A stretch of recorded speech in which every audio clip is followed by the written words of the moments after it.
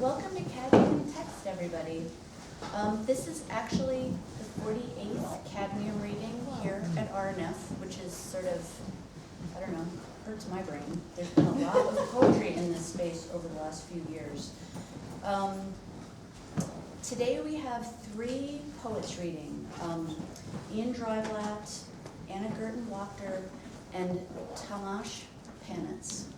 And one of the reasons I'm really excited about this reading today is often we're sort of demographically maybe a little older at this reading, and so I'm very excited to have some young poets today whose work I think is really fabulous. So we're lucky to have everybody here.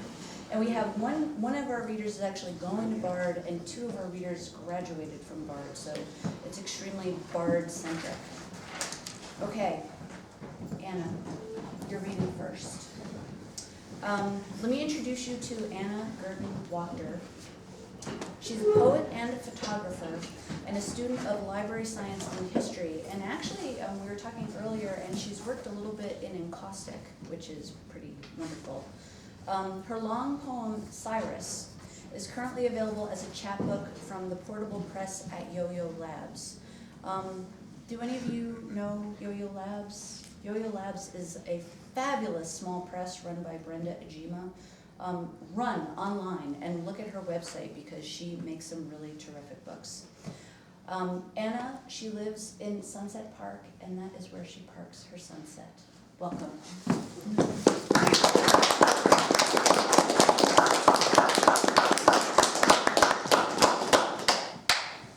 Thank you, Anne, for that lovely introduction and for organizing this event, which is so nice. And it's nice to be up here and near Bard and also near my mom, and it's nice to have my mom here. I am going to read a little bit from my new chapbook, which Anne described, which I'm also selling if anyone wants to purchase it from me. It's $8, and I would be happy to make an economic transaction of any kind. So yeah, I'm going to start reading now. One day, Miley Cyrus woke up with no mouth. Fuck, where is my mouth, she thought. It was a good question. The gaping hole where her mouth had been was bloody. Her bed was so comfortable and her body was so tired, as though she had really been through some kind of exhausting event. Sleep itself could be exhausting for her. It wasn't until the late afternoon that her father came to check on her. Seeing the hole where her mouth had been, that was a lot for him. Tears streamed down his cheek as he gazed on her face hole. He told her that she was still sexy and still beautiful, which was nice, but also, didn't he understand what it meant to have your mouth ripped from your face? Her dad told her he would find her a new job. Maybe his buddy, the coal miner, would need some mouthless worker soon. That would be good money, and he could write songs about his coal mining daughter. Miley searched for a pen and scribbled, "We need to find the person who did this." But her father was not about to get involved in that kind of a mission. He had his own musical comeback to think about, his own fans. Miley threw a suitcase at his head and left in disbelief. What was worse, not having a mouth or having a father who wouldn't help her out?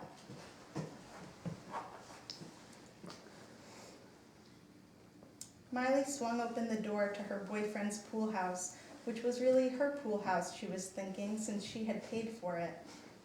Her boyfriend, Basquiat, was gazing at the ceiling, doing nothing. She quickly grabbed a stray handkerchief to cover up the bottom half of her face. It took about an hour for Basquiat to convince Miley to take the covering off, promising it would be okay, and he would always love her. She revealed the red and raw face hole, and it was a lot worse than he had imagined. Visually, it made you jump back, even if you didn't want to. Basquiat and Miley had sex, really good sex, and she felt an overwhelming gratefulness at being touched and remaining sexy. Afterwards, she lay in almost the same position he had been in when she arrived. Gazing at the ceiling, paranoia started to set in. Suddenly, she felt positive that he was the one who had stolen her mouth and was probably going to use it to masturbate with as soon as she would leave. Fucking thief, fucking creep. She was about to smile and realized she could not. And then her eyes expressed an added frustration at wondering, why was I just going to smile? Then she had a really strange thought.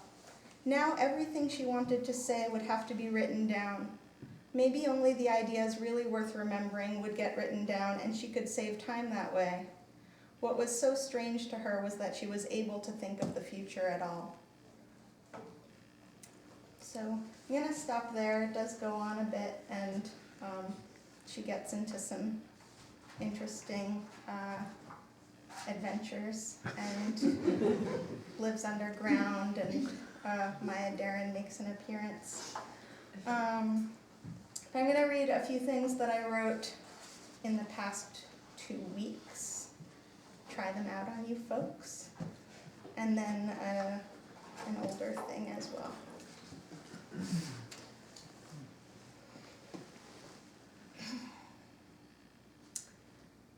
The inadequate word is compelling me to it.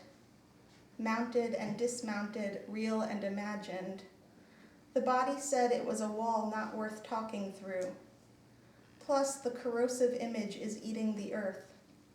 Bathing the feet of the many-bodied man, she implores, please don't consume my planet yet. The body became an isolation room hovering between a moon and its stars.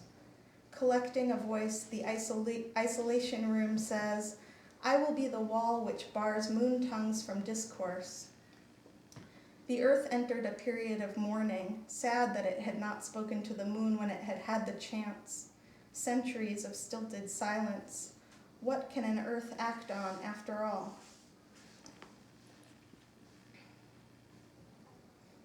A boy pours hand sanitizer over his face, revealing his true texture. Everything he will need to know is communicated through the hand sanitizer to his face. Everything he will need to know is present just then. How perfectly he ignores doorways in dreams. The memory of the man reconstituted the man. The word we have been using to refer to the wall is actually your amputated arm. The earth is eaten and digested and hung over. Within the isolation room, the man who is well lit becomes a kind of tour guide. How many words does he say before that is what he becomes? He directs my attention to a building and asks me to think about the building, how it got there, who decided it should be built this way, what was there before. As we stare in the direction of the building, our gaze steadies and remains, but the building transforms into another building, and then a giant bird, and then a woman, and then a pair of sunglasses, and then a radiating orb of light. One space endlessly modified. Thank you for being sentimental, I say. I didn't know where I was. Where was I? What makes you think the earth is waiting for us? I don't recommend any kind of bird or building. I have always been resentful towards them. Maybe it's time for us to talk, but how? The budding image of the woman will show you how.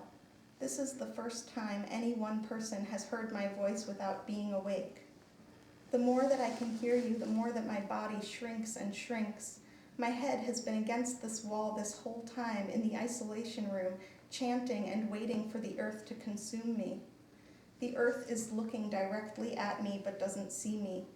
It is frustrating and bizarre, and I watch the lights of its eyes flash on and off in dim recognition. I look towards the woman, but she is becoming transient again, hoarding her many bodies for herself.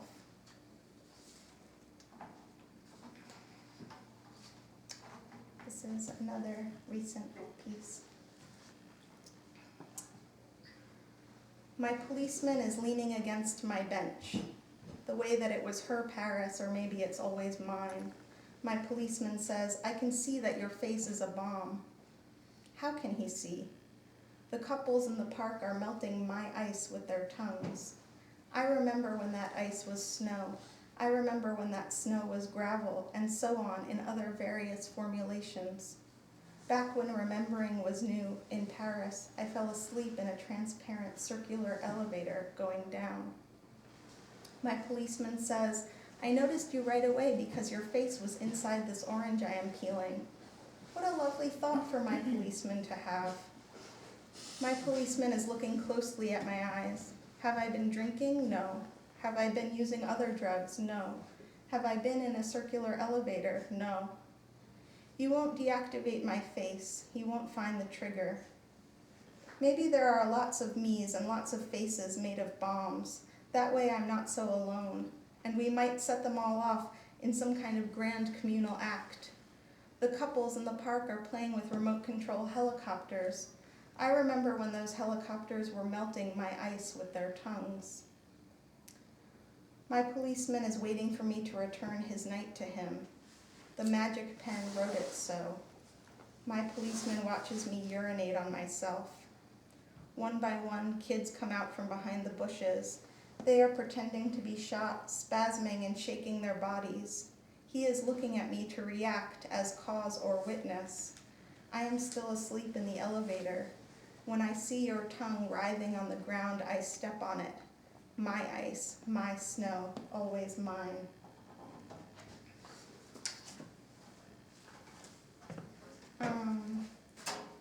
So I'm going to read just a little segment from a longer piece that I wrote, and I'm going to start halfway through.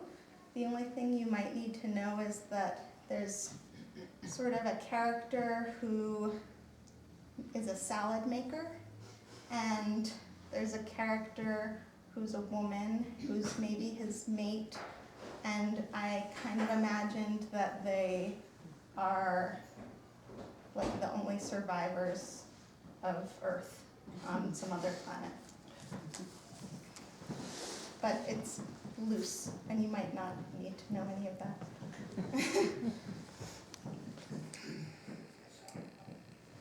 The silver messenger zooms crashing into cement.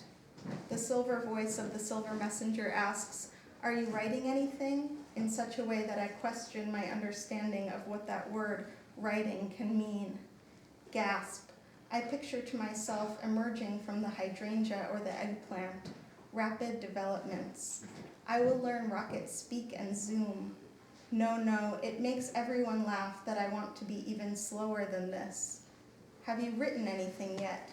The you they observe, the you of courtship, the you hanging on, the quick to skip, saying profound things, you. No, I have been speaking with the subjects, getting my feet wet with research. I, inaudible, pretending inaudible, will inaudible, speak inaudible segment. The salad maker is great at talking, really interesting stuff, but so far she just seems like another disgusting human. Every movement I make she seems to see as the original colonial act. Oh, how they turn on you. Is this the summit of a hint? I would marry the letter H rather than give up all of these face masks. Jot this down, Taylor. Tell the writing gods I am falling in love with your hands. What will you call it? Listen to her speak. Shh, listen. When she speaks, she really says so much. Earlier, the salad maker was relating to her the town gossip. He mentioned that the woman sent to jail for bombing Baltimore was really covering for her idiot brother, and he related the story to her like it was nothing, and she sat all year still taking it in. What was it like, and who were these people? And every detail of the sentence breathed itself so that it was always present with her in all of her many word talks. She says, I can imagine the exits a past can take. What previously I had viewed as simply disgusting now had a delicate pain streaming through the image of her digestion. Will someone turn on the television for me, she asked, and I looked around questioning, and everyone silently agreed that was just something she needed to repeat, even though she knew it had all already been sacrificed.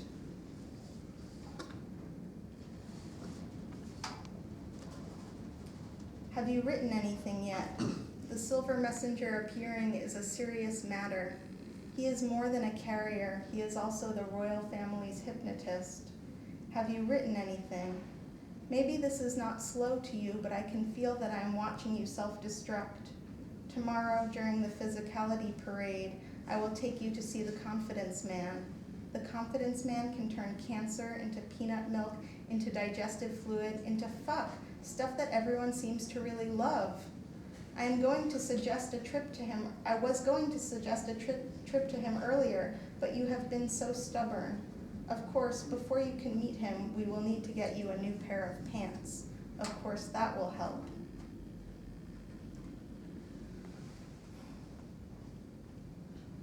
That night, the night before I was to meet the so-called confidence man, I dreamt that I was the salad maker himself.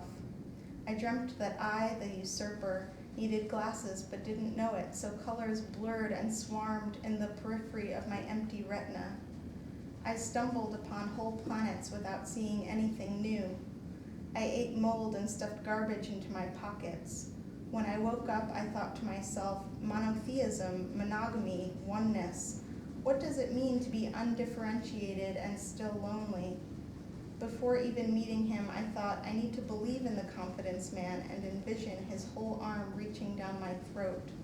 The confidence man carries the unopened envelope. Just do, just make, and think of what it means later. The unopened letter is good at being young. Thank you.